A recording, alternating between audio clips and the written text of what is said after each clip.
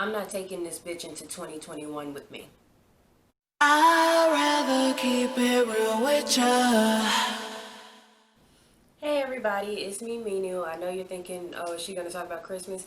No, I'm not going to talk about Christmas. It's the same thing I said for Thanksgiving. Don't go. Don't go around your family. Don't talk to them. Matter of fact, tell them you got COVID. Tell them your friend came over and they were coughing. Give them whatever excuse you can possibly give if being around them is going to be bad for you. I myself have been kind of anticipating a shit show, but I'm both prepared for it to go wrong and prepared for it to go right, if that makes any sense. um, but I'm just emotionally preparing myself because the holidays are just really difficult when you have a dysfunctional family. But that's not what I want to talk about today. What I wanted to talk about today is my friend, my ex-friend, who decided to choose her pedophile boyfriend, who she knew for only a few months, over someone she's known for years, who's been down for her since they met. So I wanted to talk a little bit about, I want to talk about that. I don't know how long this video is going to be. Hopefully it's interesting enough for you to stick around to the end. If not, I understand. But let me just start from the beginning. Let's call this friend, let's call her Ashley, right? Ashley is half white, half Asian. Unfortunately for Ashley, she was raised in America, so she acts like a white woman and has a lot of the similar ideas of white women who grow up with privilege and don't really understand the plight of minorities. So that's an unfortunate thing for her. I can't change her. I'm not trying to. That's just how she is. Ashley, I met her in college. She had a difficult home life, she had a dysfunctional family. And I was that type of person who was like, anybody who's struggling with anything, I was down for you. Like I was literally out here trying to save everybody I met, trying to help people through their problems, trying to fix people's problems. And I attract a lot of people with problems. And so when I met her, I was like, you know what, I understand what you're going through. You have a difficult family situation. You are very introverted. You have difficulties with, social situations. I'm a similar way. She's a weeb. I used to be a weeb. So I felt this connection to her, like, look, I understand what it's like to be an outcast. I understand what it's like to feel like nobody understands you, to feel like, you know, certain situations, you just don't know how to act in certain situations. It's hard. It's hard. Being social is hard as fuck especially when you're introverted. So that was a thing that she struggled with. And she was a very creative person. And being in college, unfortunately, like, yeah, you can do like an art degree, but that's not really going to take you anywhere financially. So she struggled a lot with that with her parents because they wanted her to have a degree that was going to lead to a good career.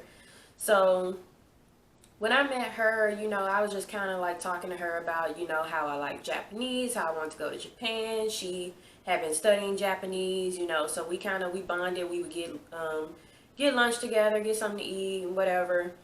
Everything was fine. But she struggled. She struggled a lot.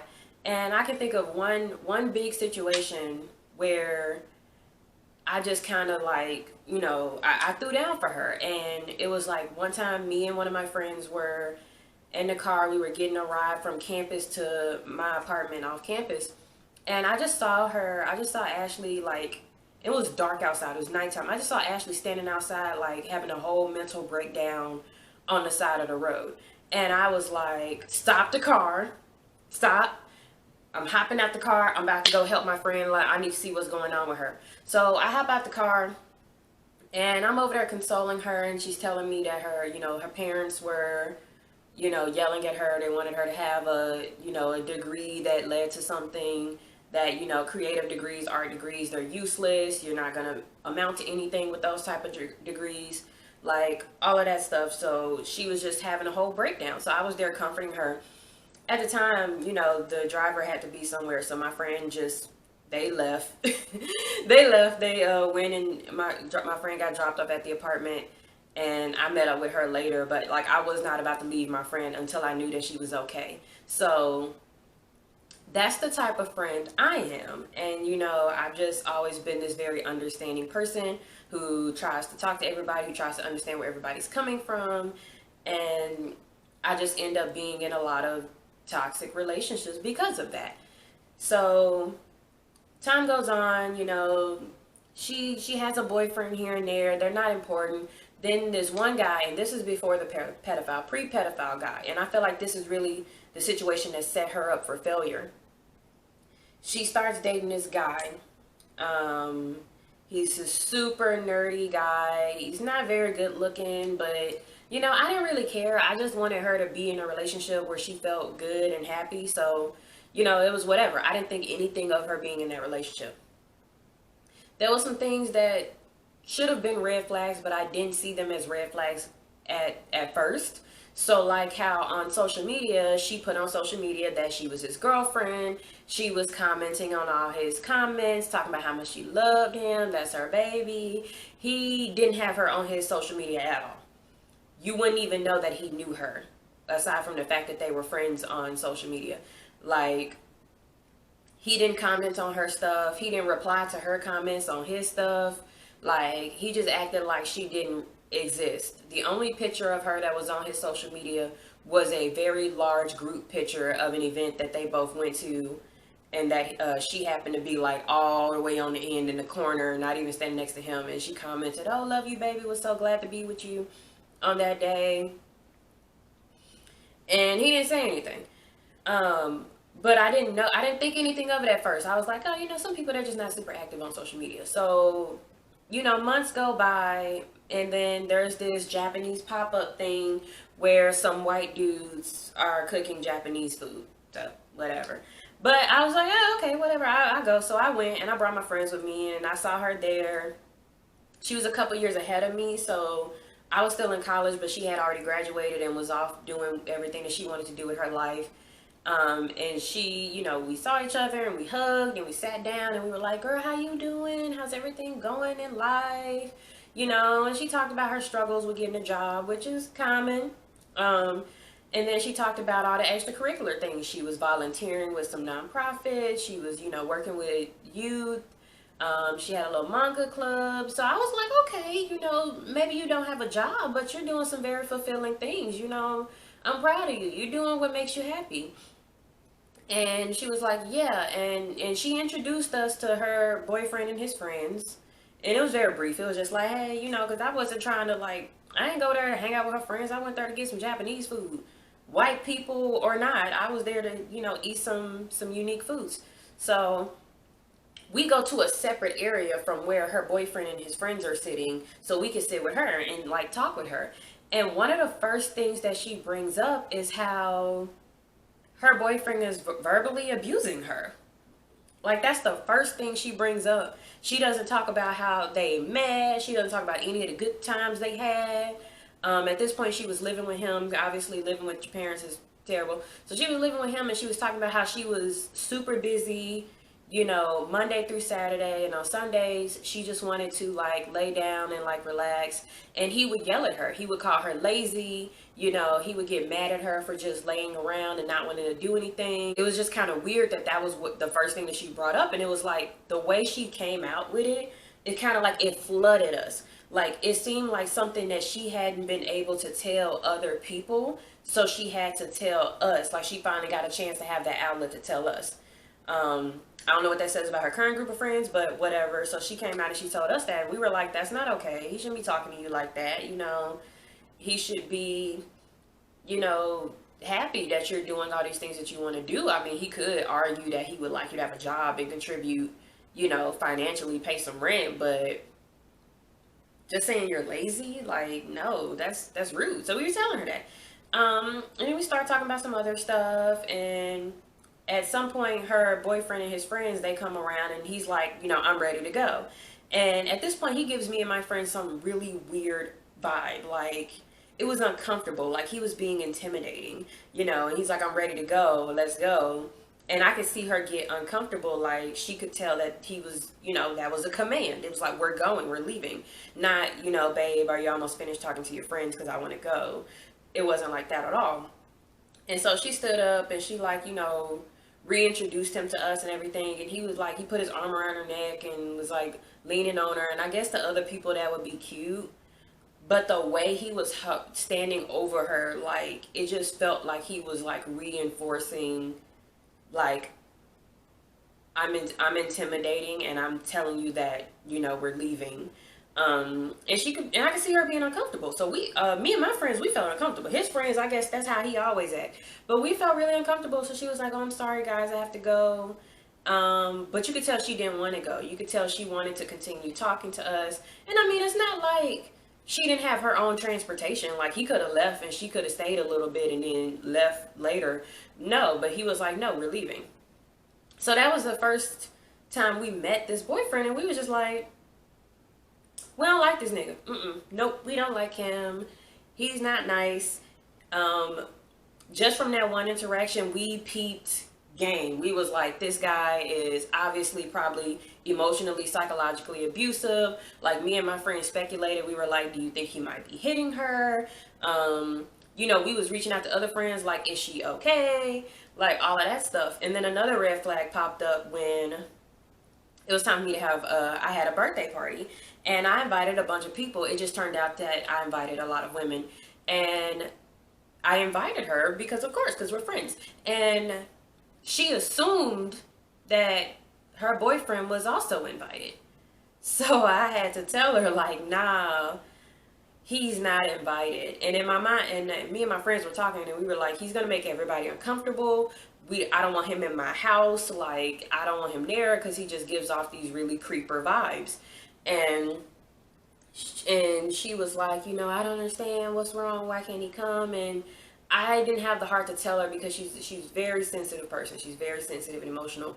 And I didn't have the heart to tell her that, you know, your boyfriend's a roach and I don't want roaches in my house. So I had to be like, oh, well, you know, it's an all girls thing. You know, no, I didn't invite any dudes. Like, nobody's boyfriend is coming. So I spared her feelings that time. And so she told him, and she came back to me with a response, but the response sounded like something he told her to say, because she was like, oh, I can't do that to him. He's done so much for me, and he's taught me how to do this and this and this. And, you know, like, and I was like, you do know that you can go places without your boyfriend, right? And she was like, well, yeah, but, you know, we have to go everywhere together, because if he goes somewhere without me, then girls are just going to throw themselves at him, and they're going to, you know, they're going to be all over him, and he needs me to be there so they know that he has a girlfriend, and they can't do that. And I was like, no, if he tells them he has a girlfriend and he's not interested in them, then then they will back off. Like, she was making it seem like women were just clawing at him, like, and I'm just like, sis,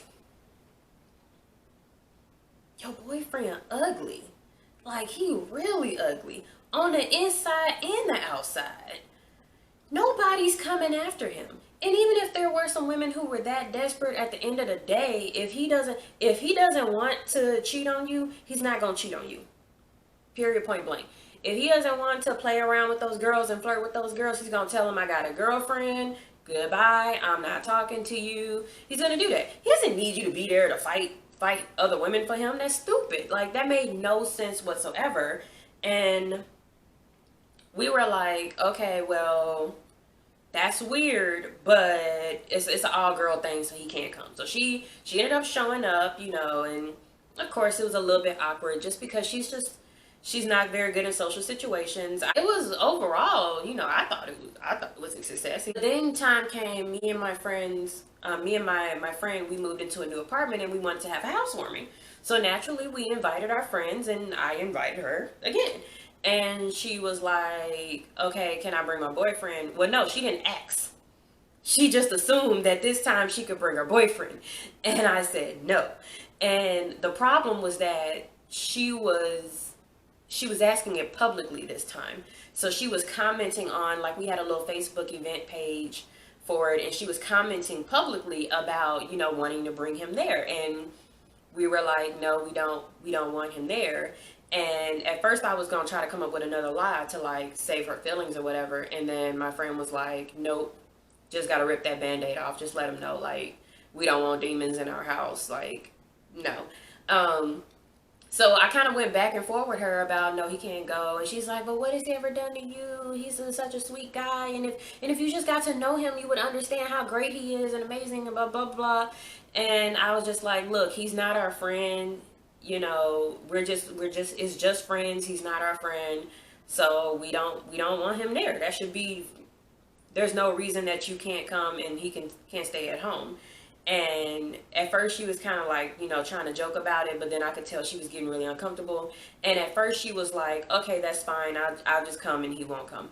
And then later on, she messaged me and was like, "I can't do that to him. He's done so much for me, so I can't go to your housewarming because I can't bring him." And I was like,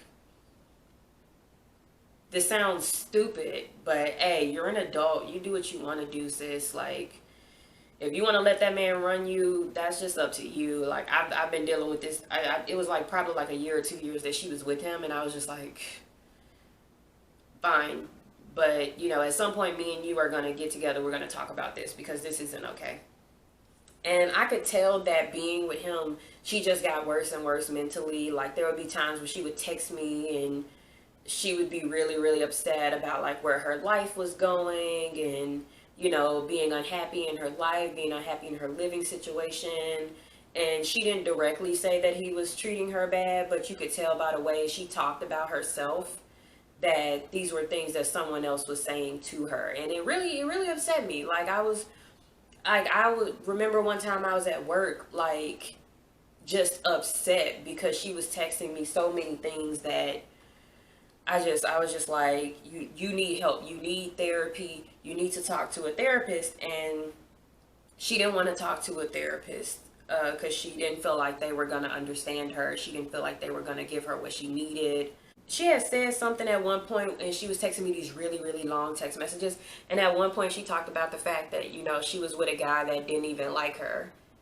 And I was like, that part is kind of obvious when you think about the social media and you think about how he acted. I was like, it's obvious that he is someone who just preyed upon your weakness, and knowing that you desperately wanted to be in a relationship, you desperately wanted to have that connection with somebody. He preyed upon that because he knew that he could manipulate you. He saw you didn't have good boundaries and he took advantage of that. And she was like, and I was trying to tell her that. I was trying to explain that to her. She went into defense mode. She was like, "You don't understand. You don't understand. If you just meet him, you'll understand that he's not like what you think." And so I end up going to this event where she's there, and I kind of avoid her most of the event because I don't want to have to talk to her boyfriend. And it's like right when I get to the part where I'm about to leave, I'm like, "Okay, I'll come talk to you." So she has me like she reintroduces me to him. And she straight up says like, "Oh, this is the guy who you were kind of creeped out by, but you see now like he's a cool guy, right?" And I was like, probably shouldn't tell your abuser that I don't like him. That's probably why you couldn't come to my birthday party. And she had me like shake his hand and shit, which was gross. Everything about that man was gross.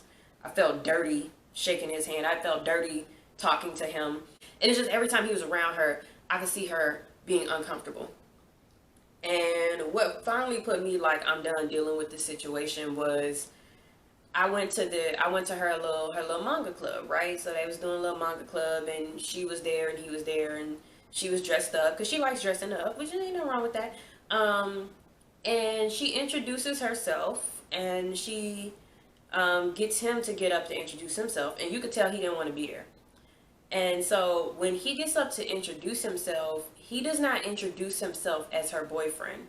He introduces himself as her mentor.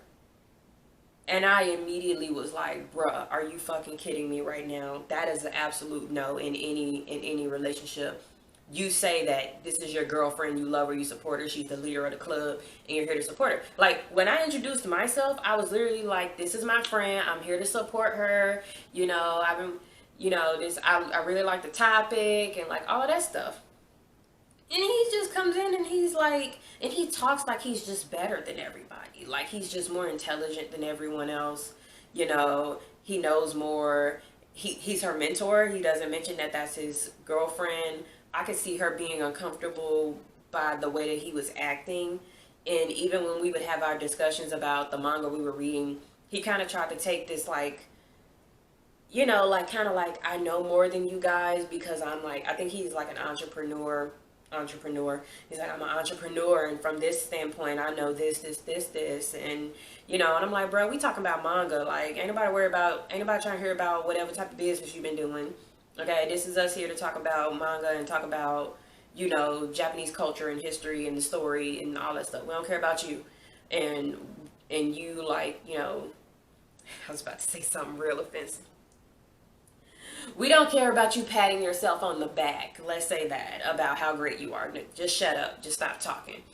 I was upset the whole time. I was like, he doesn't even want to acknowledge that y'all together. And that's fucked up. And I told her, I was like, you don't deserve that. You don't deserve to be treated like that. You've been through too much in your life to have somebody treat you like that. So we didn't talk for a while after that.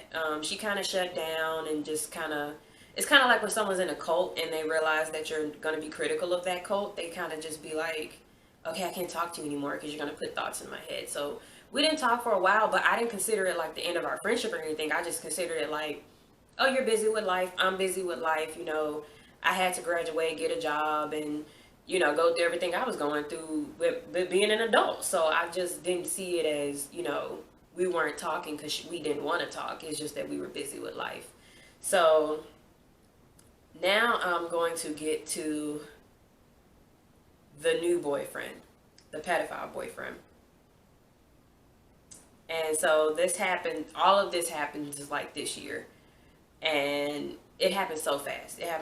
So she started making these posts on social media about how she was free now and she, can love herself again and she can do what she likes and she doesn't have to worry about people like, putting her down and telling her what she can and cannot do with her life. And I was like, oh yeah, I broke up. Thank God. Like, he was bad.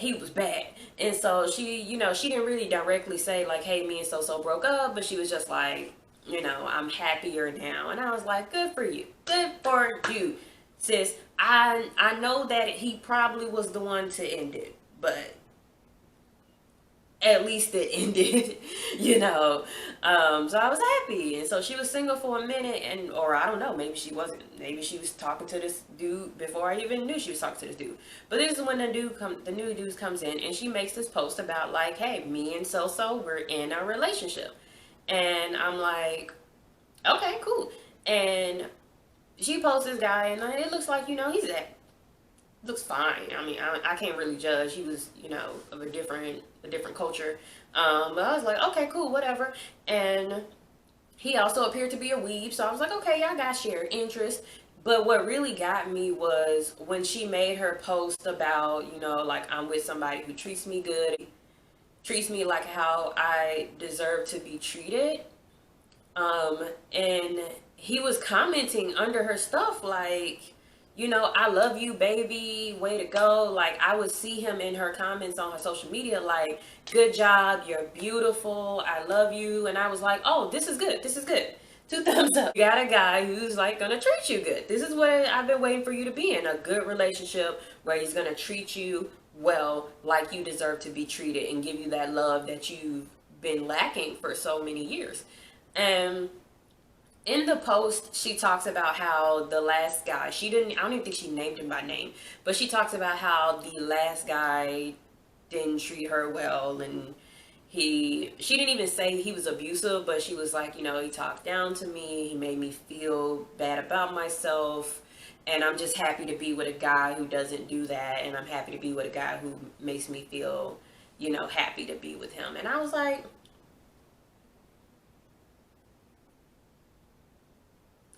I was texting all my friends like, y'all, they broke up, thank God. And she's with a guy who's treating her right. I'm so happy, yes. And all my friends was like, thank goodness she finally got away from him. That dude was crazy. He was awful. He made everybody uncomfortable. We were happy. Now, mind you, I ain't know shit about this dude. I ain't know shit about him. I think he lives in Canada. Like, never met him. We didn't go to school with him or anything. Didn't fucking matter. it didn't fucking matter to me. That's the big thing. It's like all I cared about was the fact that she is no longer with the other guy, and that this guy is being, you know, nice to her and showing her love and compassion and support and all of that stuff. And so what pissed me off was her friends were in her comments like shitting on her for being mean and like talking bad about the ex-boyfriend. And so me and my friend saw that, and I tapped in. I was like, well, who the fuck is y'all talking to? First of all, that nigga was a damn roach, okay? And she finally got the raid and got rid of him. Okay, so don't be up here trying to make her feel like she's a bad person. What she's saying about him is the truth. He treated her bad, and she didn't deserve that, and she is free of him. So I was in here arguing with her friends who was supposed to have her back. And they was in here talking shit about her, talking about she's a bad person because she's talking bad about him and he was so good to her. He wasn't good to her. Are you guys blind? I only met this nigga a few times and I knew he wasn't good to her. One of y'all is her best friend. You're with her all the time. You talk to her about everything. You mean to tell me you didn't notice that this man was treating her wrong? What kind of friend are you? We know what kind of friends they are. They're the type of friends that will allow you to be in an abusive relationship because they don't want to hurt your feelings. See, I try sometimes to spare my friends' feelings a little bit and trying to soften the blow. But I let her know, like, look, I don't like this guy. I don't like the way he treats you. And I think you need to see a therapist. And I think you need to, you know, get a job, get some money, be independent, and not be under him because he don't treat you right. And I tell you that because I'm a real ass friend. So whatever. So I'm going back and forth with them, and you know the boyfriend and the woman, one of her best friend, right? She says to me like, you don't even know this new dude, like why are you defending him? Like he's just playing with her, like he doesn't actually care about her. This is just a game for him. And I was like, look, I don't give a fuck if it's role play or not. Shit. If somebody's in here gassing her up, treating her like she deserves to be treated, telling her that she's beautiful and that they love her, giving her the ego boost that she needs after being down here for so long, let her have that. You know, even in my mind, I was like, this relationship could only last like a few months. But it is worth it for her to get a moment in time, even if it's just for a few months, of someone treating her well and telling her they care about her. I feel like it's worth it. It's better to have loved and lost than not at all, like all that shit. Did not care whether he was playing or not with her. I just felt like she deserved to be with somebody who's gonna treat her right. Like, why is that such a bad thing to have? Because I'm about to read you verbatim what this woman was saying to me. Say, Mina, if you don't mind me asking, when you found out I was dating Michael, why did you seem pretty chill about it compared to when I was dating Ravi? I said, because I met Ravi, and it was awful all 3 times. It was hard for you to see because you were with him, but from the outside, me and my friends could see he was toxic and you were unhappy. He made us uncomfortable. And I said, look, I don't know Michael, but I'm just happy that you got away from Ravi, honestly. So I was like, even if it doesn't work out, you deserve to be loved and treated with respect. That's what I said to her. And I said, look, if this guy makes you happy and you feel good talking to him and being with him, then that's all that matters, you know? And she was like, well, you were right about me and Ravi not being a good fit. To be frank, when I was hanging out with Ravi, I felt that in order to receive his love, I had to do whatever he wanted me to do. Whereas with Michael, it's a completely different story. Because Michael knows what it's like to be treated like the worst of the worst. He treats me with lots of respect to the point when even he and I disagree on something, we can talk it out like adults. And I was like, oh, okay, that's cool. And I was like, you know, basically telling her like, you know, I was really sad for her and I felt bad because I didn't want to see her like going through that with him. And I told her she deserves somebody who's going to lift her up, not tear her down.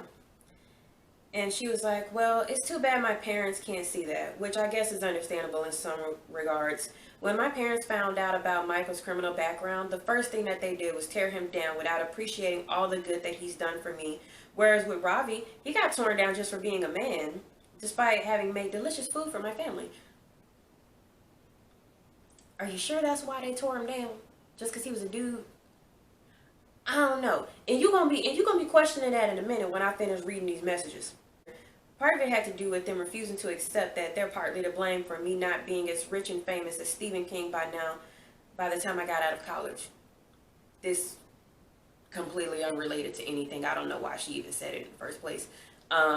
As time went on, I do think that being with Ravi kind of messed her up mentally a little bit, to where she was kind of thinking that she was like this tortured, starving artist.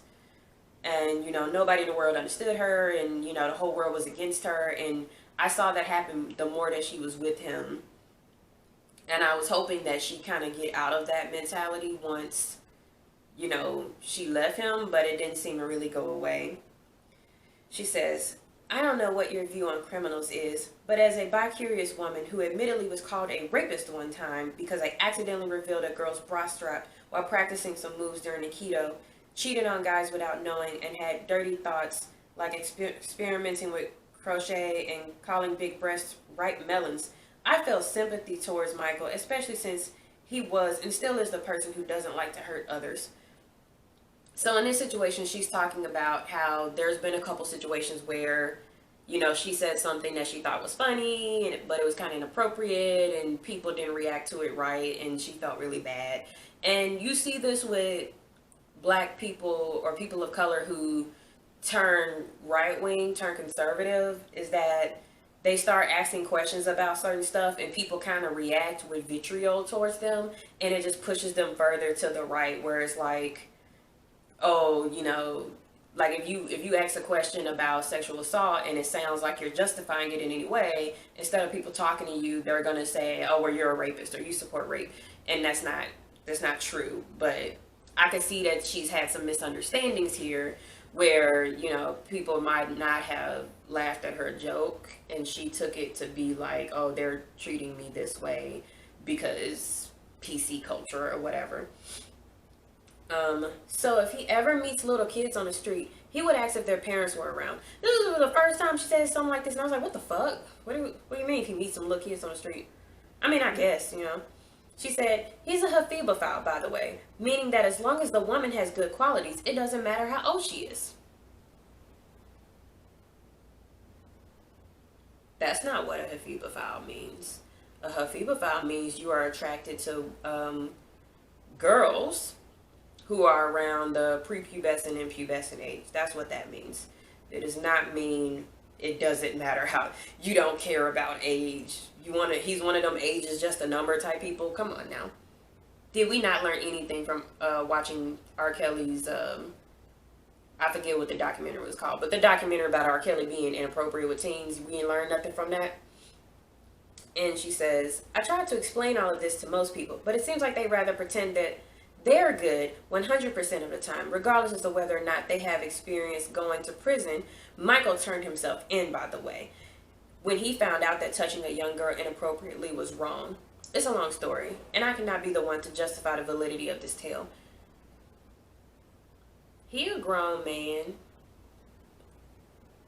He knew touching a little girl was wrong.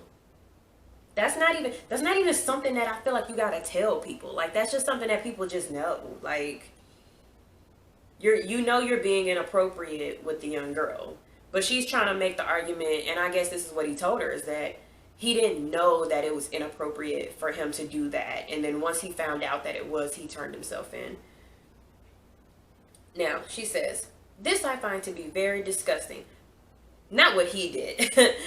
But the people who judge him are disgusting. By the end of the day, we're all imperfect human beings. It's wrong to discriminate against others based on their flaws. There is no such thing as being a good flawed human being or a bad flawed human being. As far as I know, had I made inappropriate comments to that one girl with big breasts whom I accidentally bumped into one time in high school, I would have been in a similar boat as him had I not learned that I was bi-curious. No, you wouldn't have. How do I take... Okay. I'm accidentally liking the message. It's probably sending her weird vibes. But no. Sometimes you might see somebody and you might think, wow, this person's hot. Wow, you look good. Or like, wow, your butt's big. And yeah, it's kind of weird to just say it out loud to a random person.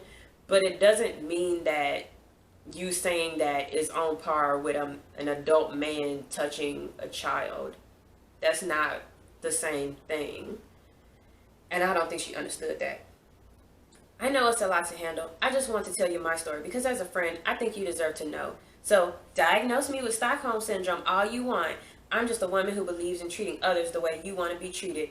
It's not like I do it on purposefully or want to jump in the fire for the sake of doing so. I wish my parents would use their heads instead of relying on their egos for answers. That hurts. So, basically, my response is look, you're an adult. You can make your own decisions. If, as long as he knows that what he did was wrong, he knows what he feels is wrong, and he is getting help for these feelings and these urges that he has, then I can't fully say don't be with that person. And I know it's a weird thing to say. I know a lot of people are going to be like, you should have told her to like kick him in the nuts and run away. That's not the type of talk that would work on her. Like I said before, when I told her I didn't want to talk to her boyfriend, she kind of shut down and we didn't talk for a while. So I was just like, look, you're an adult, and as long as you both know that this isn't okay and he is getting help and he is trying not to put himself in any situation where he might be inappropriate, you know, with a minor, then I can't say don't be with him. You know what I mean? So I was still being supportive, you know, because I'm like, look, he treats you well, and some people do struggle with pedophilia. Like some people do struggle with it. They don't like it. They don't want to be that way, and they want to get help.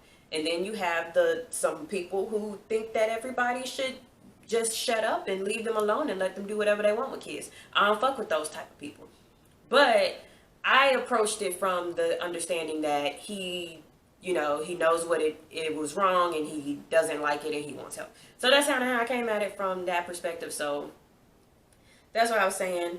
I explained to her that what Stockholm Syndrome was. I'm like, you have not been kidnapped and held against your will and tortured. You know, you like a guy that you met on the internet. Why are you being so extra about it? I mentioned to her again about going to a therapist, you know, get one that, you know, is friendly towards queer people. I told her I could recommend some therapists, you know, because I didn't want her to feel like her being curious or having attraction to women was like the equivalent of being a pedophile. Like, I don't want anybody to ever make that connection. And I was talking to her, I was like, no, you know, I think you should talk to a therapist, you know, to understand, you know, healthy boundaries, deal with some of your toxic family stuff, deal with maybe the trauma from being in a bad relationship.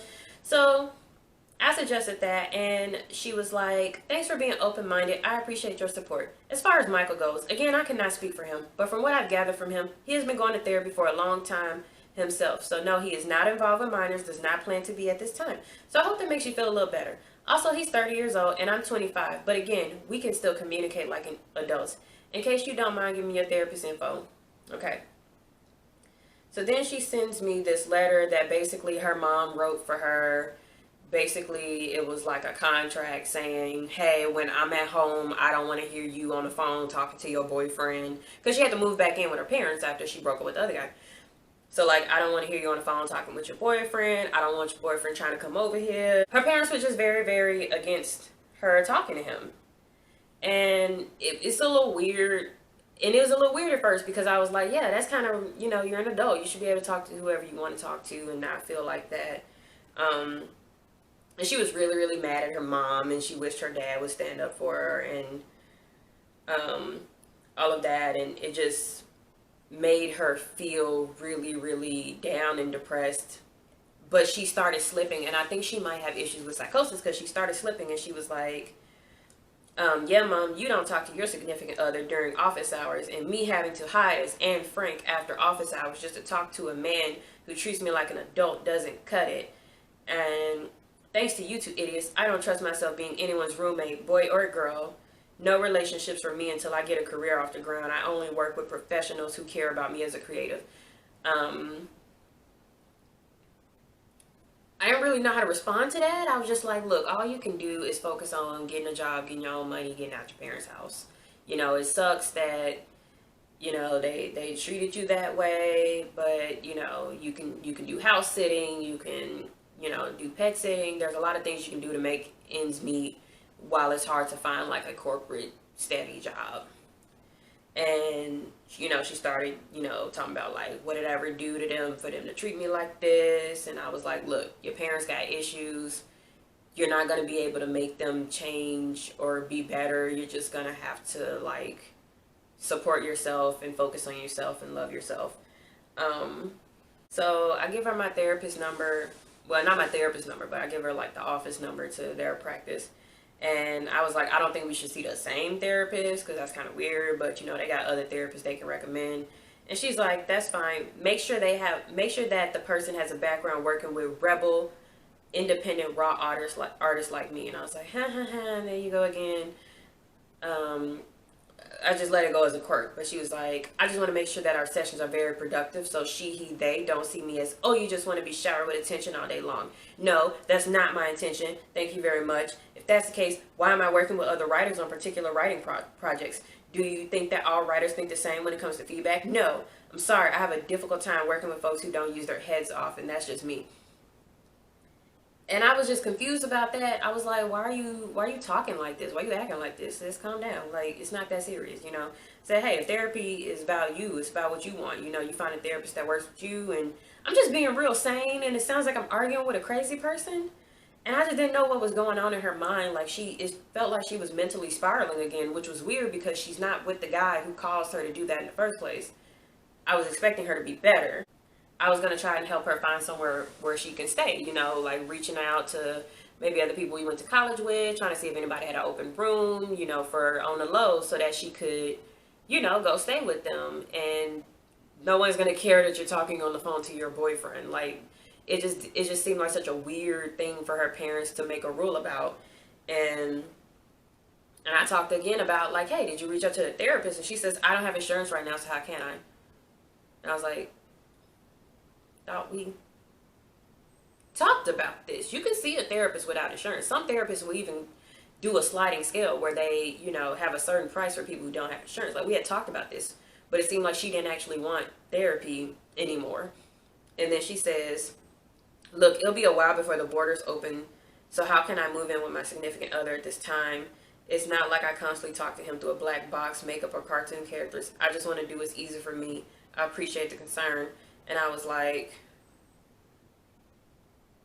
I was telling her, I was like, you can get, there's all types of services for people who don't have insurance, who don't have a job. And I was like, open borders, what are you talking about?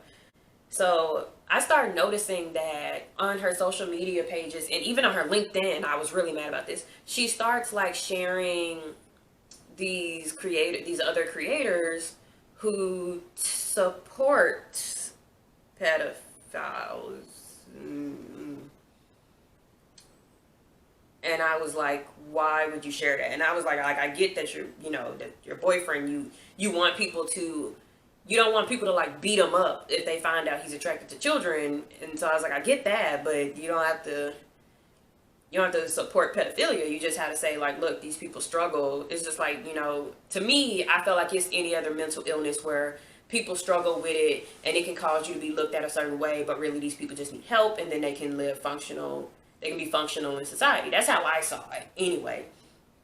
Because she told me that he was like anti-contact. He didn't want to, be in that situation. He didn't want to do those things. He just was struggling with it. So I told her, I said, it's okay if you don't agree with his, and I had to call it a sexual dysfunction, but she had shared things before that indicated that she felt that his pedophilia was a sexual orientation. And no, sir, you cannot be a part of the LGBTQIA plus community. No, you don't get that. No, you might call me a turf or an exclusionist or whatever, but pedophiles don't get to be in the community. Drawing a line in the sand, cross it if you want to, bitch. We'll knock your ass out. But I said, it's okay if you don't agree with his sexual dysfunction, right? Like, I know you mentioned before that you've struggled to accept it. You can still love him and not be okay with that part of him. People are not defined by their mental illness. I'm not defined like by my bipolar disorder. I still live a full life with friends and family, and I still function with the right therapy. And I told her, I'm saying this because I know in the past you've been in a honeymoon phase of a relationship. You dive in all the way. And you accept even things that you don't like about the person because you're just so happy to be with somebody. And it's okay to be different people. It's okay to have boundaries. And she was like, I'd rather get to know someone for who he or she is, regardless of their sexual dysfunctions. Besides, you never know, right? Don't ask for perfect all the time because you'll never get perfect. I do tell Michael honestly how I feel, and him the same. I once got called a rapist. She mentions the time that she, touched a girl's bra strap or something, and they called her a rapist. Nobody called the police when she did that, and I was like, yeah, because it's not a crime. Y'all was doing jujitsu or whatever the fuck. It's not a crime. She said certain songs turn me into a serial killer if I listen to them too much. Does that mean I'm unfit for society? No. So I was like, what the fuck are you what the fuck are you talking about? And I was just like, hey, I'm sorry that happened.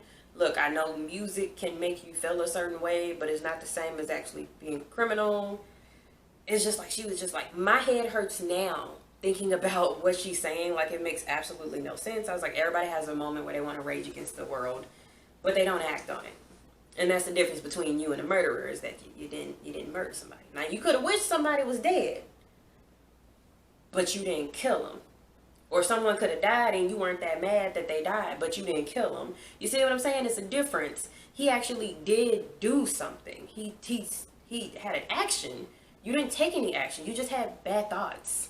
Lots of people have bad thoughts. They have weird thoughts. It's okay.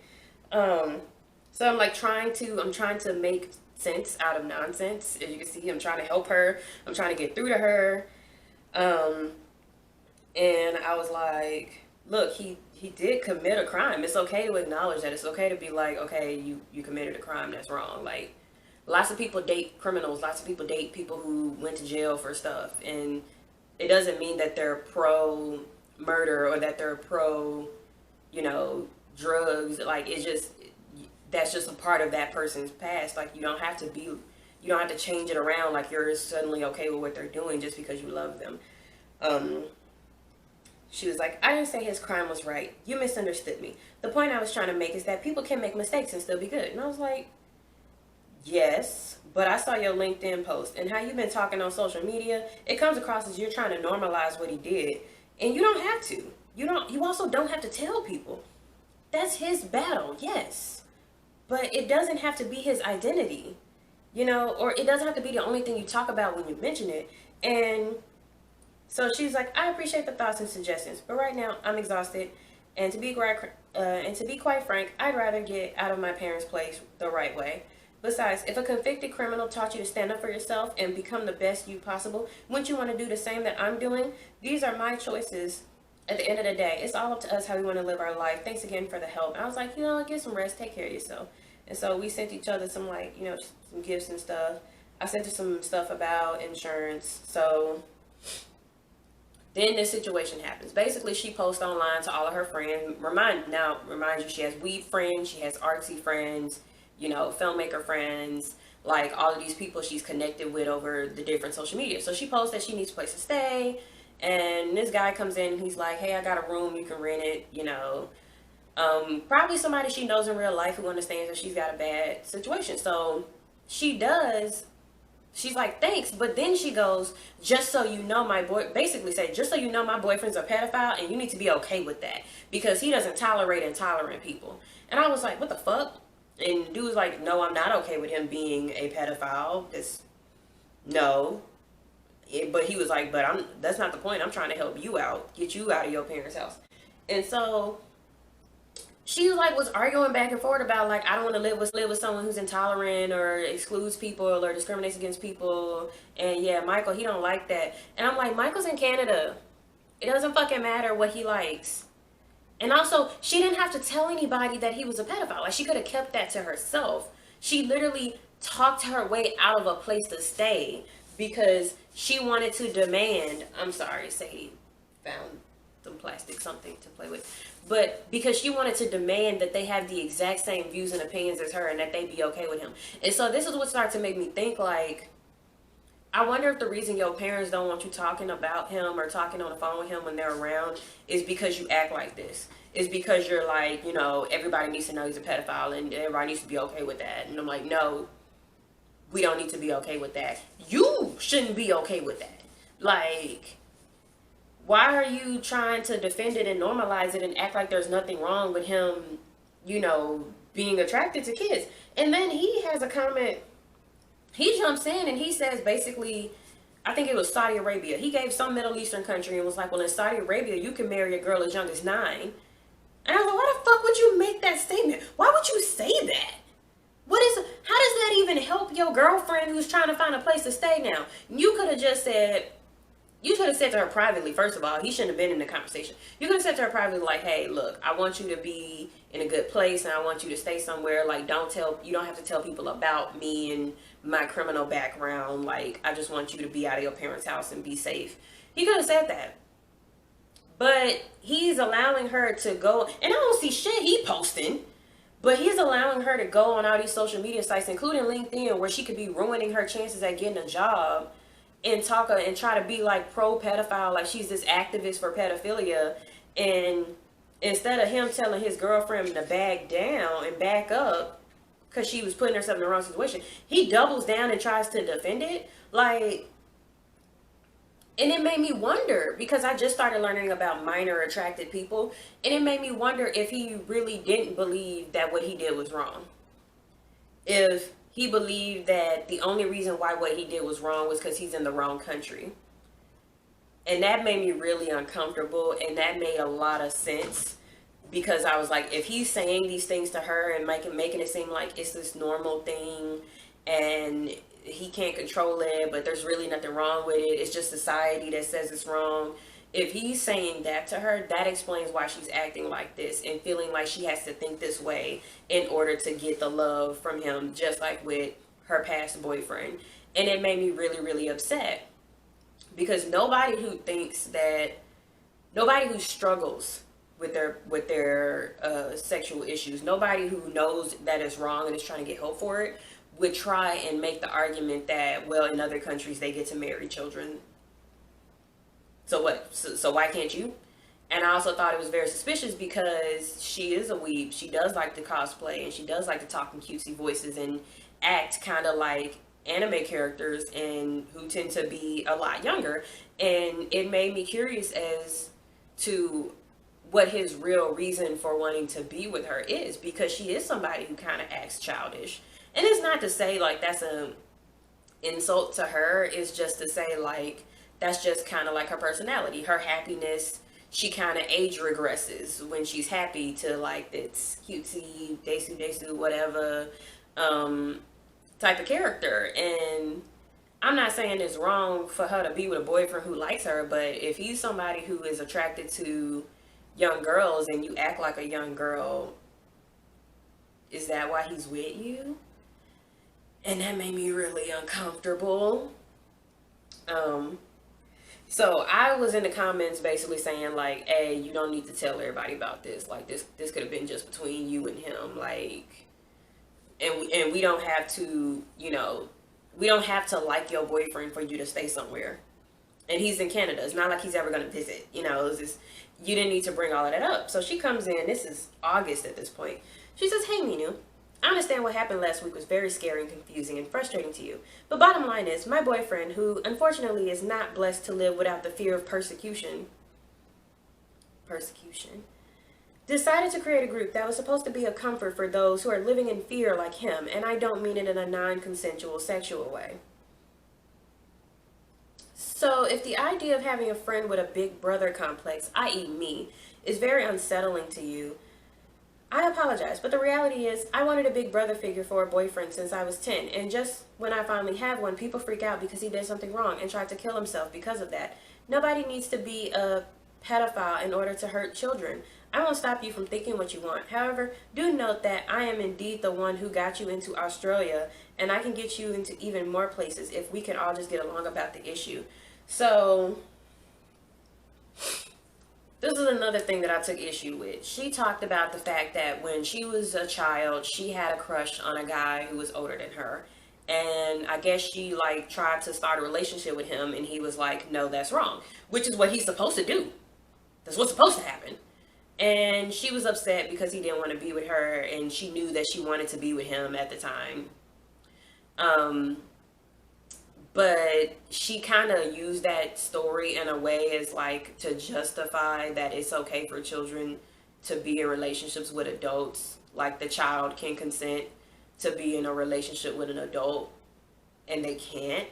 And I argued with her about it. I wasn't scared. It wasn't scary for me. It was just some bullshit. And I was like, you're not about to, no, no. And the fact that you, and I explained this to her in the message, I said, the fact that you liked a guy who was older than you when you were younger did not mean you have a big brother complex where I guess you just want to be with someone who is an older figure or someone you look up to, and you want to be with them in a romantic or maybe even sexual way.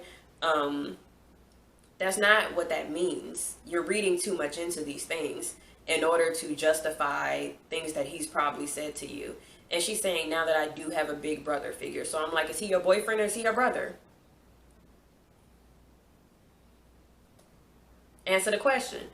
But I kept trying to explain to her, like, even though you thought when you were like 10 that you wanted to be with this older guy, doesn't mean that if he was to give in and be with you, that it was going to be a good relationship. There are people who are like 13, 14, 15, 16, males and females who, and non-binary people, and who get in relationships with adults, and you think that they could handle it, you know, because they've gone through puberty and all of that, or they're going through puberty, and then they say years later, like, I fucked up.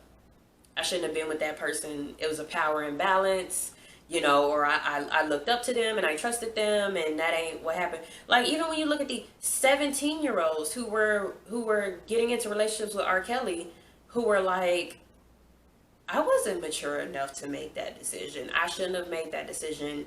That was a bad thing for me because it was a extreme power imbalance, and it turned abusive really quickly. So no, like, you having a crush on an older guy does not mean that it's okay that your boyfriend likes to be with young girls. Like, and it's one thing to find support and talk to other people who have the same struggles as you, and it's another thing to get in a group where you guys kind of defend pedophilia, hebephilia, and talk about how it should be okay or it should be legal or everybody should just, you know, accept that this is what you like. And I don't know what's the, you know, implications of that. Like, do you want people to trust you with their kids? You think you about to pull up at 30 at this 10-year-old's house and their mom's just gonna let you get in the car with their kid and drive off somewhere? No. Even if he was in like a Middle Eastern country, that would still be a whole, like, his dad has to approve, and there's marriage involved, and like all of these other rules and regulations. You don't just get to go out and date 10-year-olds, you dumbass. And it's still wrong, but I'm just saying, like, he's making it seem like he'd be better off there. Like, he'd probably get murdered or some shit, honestly, because he'd be out there trying to talk to little girls without their parents' permission and get in trouble. But I told her, I said, you wildly misunderstanding what I'm saying, ma'am. Like, I'm not bothered by you wanting a big brother figure or even a father figure. You're an adult. You can date whoever you want. But no matter how bad you wanted to date your brother figure when you were 10, he knew better than to cross that line. He knew better. He was right to reject you. And he understood that your brain was not developed enough to handle having a relationship with an adult. He understood that, and he did the responsible thing and rejected you. And I said, you making this real personal, sis. It don't have to be personal. Like, you liking this older dude when you was young does not mean you have to become a pro-pedophilia or pedophile rights activist. That is not what that means at all. And it's like, I can see, you know, maybe you felt some kind of shame about the way you was feeling about him or him rejecting you or whatever. But you don't have to take that personally and be like, now I have to defend pedophiles. She says, you have no proof that my LinkedIn supports, horrible acts on children and all this stuff. I'm like, I'm not saying that.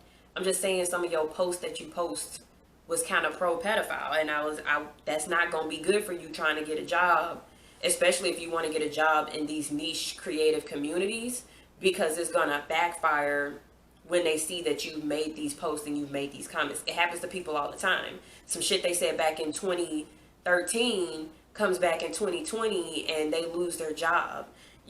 Sounds like you setting yourself up to be an accomplice for his desire for doing bad things with children, instead of supporting his mental health and helping him grow. It sounds like you're just trying to defend what he wants instead of being like, this is what you need. And so she says, I'm sorry, Minu, but right now I'm not getting any evidence that you indeed want to trust me or consider me as a friend.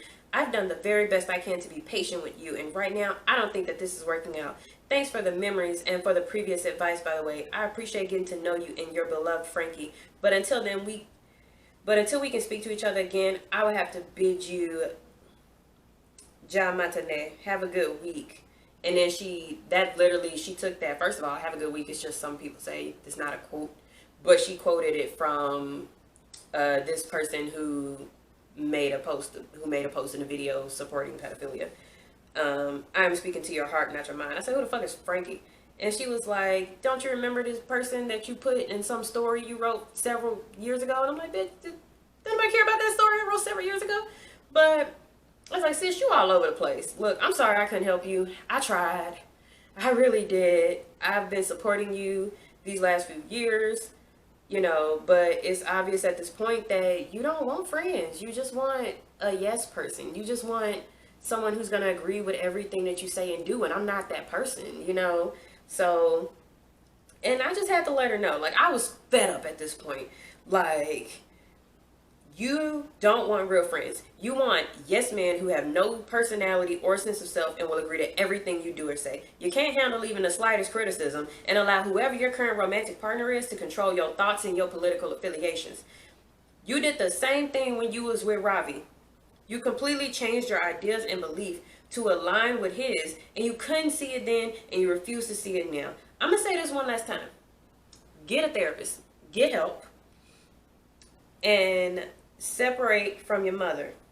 Get help for your relationship trauma, for your relational traumas. Get help for your attachment injuries. Develop your own sense of self-independence. Until then, you're just going to alienate all your friends and protect professional contacts. Take care of yourself.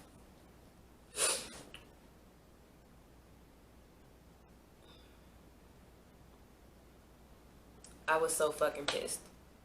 I was so fucking pissed because I felt like ever since I met her, I had done everything possible to support her, to uplift her, to love her. I walked away from my other friends so I can comfort her when she was going through it. I was at work, stressed out, messaging her because she was having a breakdown, and I was trying to comfort her because she refused to go to a therapist. I was being her therapist, And I even had my friends and even a coworker say, you doing too much. You're doing way too much for this person who doesn't seem to really want help. They want you there, but they don't want you to help. And I honestly, from the bottom of my heart, I don't think she's a bad person. I think she's been through a lot, and she's very easy prey for people like Ravi, for people like Michael, who need a girl who's going to be, who they know is never going to leave them. Basically, I feel like they know that she's that type of person, and that she's too afraid to walk away from bad situations, and she's easy to manipulate. In her mind, anything is better than having to live under my parents' oppression, or to deal with that toxic situation.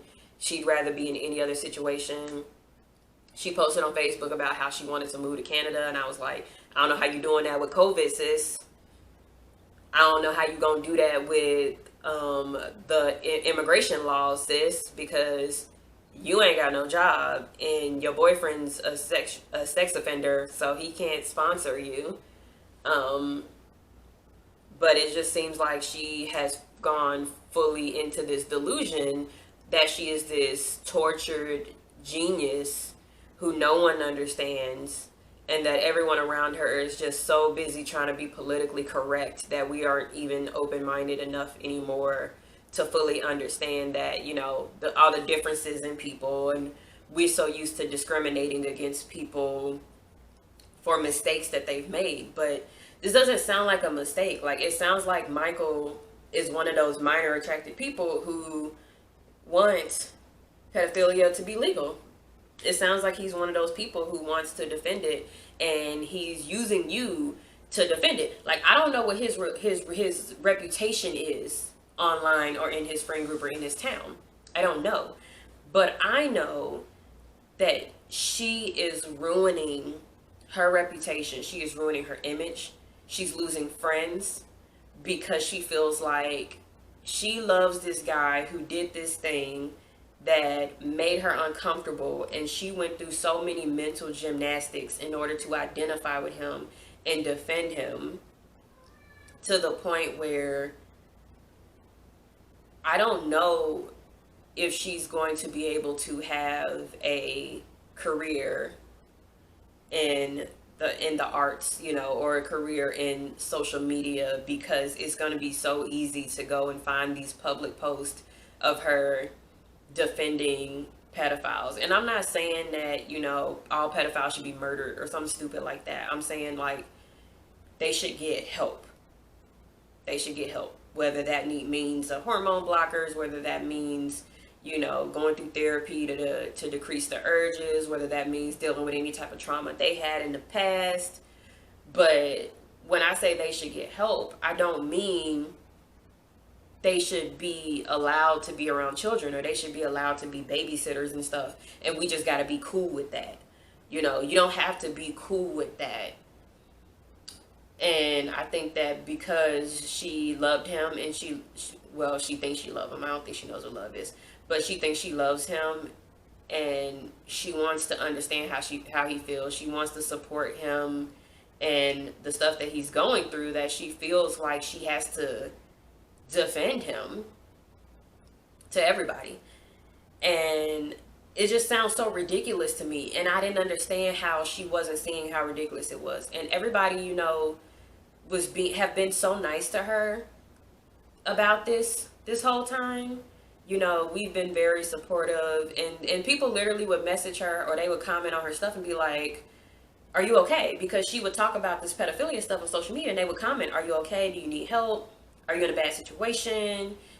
Talk to me. I'm here for you. People were reaching out to her. People were saying, I feel like you're being manipulated. And she would just get more and more and more defensive and be like, you guys just don't understand. You just don't understand. You're so closed-minded, and you just want to discriminate against these persecuted people. I don't think it's proper to say pedophiles are persecuted. I feel like there are a lot of pedophiles in the churches. There are pedophiles in the film industry, the music industry, and they get away with stuff that they do because of their fame. I don't necessarily think they're persecuted. I just think that people don't like them. Society doesn't like them because we are afraid that they are going to traumatize our children, and that is a real fear to have. And I just couldn't anymore. I was so pissed. I was so tired. And it was so weird for my friends to be watching me go through this struggle with her, from the last boyfriend to the current boyfriend, and to tell me, like, you're doing too much, you're putting too much energy into it, you're putting too much effort into it. She doesn't want help. It's obvious that she doesn't want help. So you need to just leave it alone and just drop it. And I just kept trying. Because I just wanted to help her.